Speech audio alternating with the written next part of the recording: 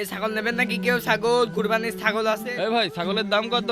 ভাই, এটার দাম 10,000 টাকা আর এটার দাম 40,000 টাকা। আচ্ছা ভাই আমাকে এই 40,000 টাকারটাই দাও। ভাই ছাগল আছে? হ্যাঁ আছে ভাই। ভাই কোনটার কত দাম? ভাই এটা 10,000 টাকা আর এটা 40,000 টাকা। ভাই আমাদেরকে 10,000 টাকাটাই দেন। আরে তোরা আবার কি করতে এসেছিস? 10,000 টাকা ছাগল কুরবানি দিবি? এই দেখ আমি 40,000 টাকা ছাগল কুরবানি দিচ্ছি আর সব থেকে বড় ছাগলটাই কুরবানি দেবো। ভাই একটা ছাগল কুরবানি দেবো, কিন্তু আমার তো অত সামর্থ্য নাই, তাই 10,000 টাকার ছাগলই কুরবানি দেবো। এই তো সামর্থ্য আছে মুরগি কিনা, তুই ছাগল কিনতে আসবি কি করতে? তোর সামর্থ্য যেহেতু নেই তো ছাগল কেনার দরকার নেই। শুধু শুধু 10,000 টাকাতে ছাগল কিনে কুরবানি দিয়ে তোরা খাবেন কি আর মানুষের খাবেন কি? ওর থেকে ভালো ঈদের দিন একটা মুরগি কিনে জবাই করে খেয়ে ফেলা দিস।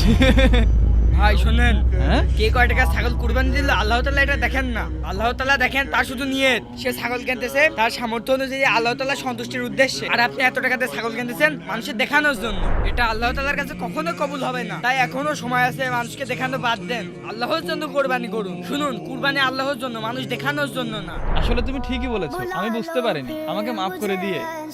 বন্ধুরা আলামিন কি ঠিক বলেছে? কমেন্টে অবশ্যই জানাবে। ভিডিওটি ভালো লাগলে অবশ্যই চ্যানেলটি সাবস্ক্রাইব করবেন।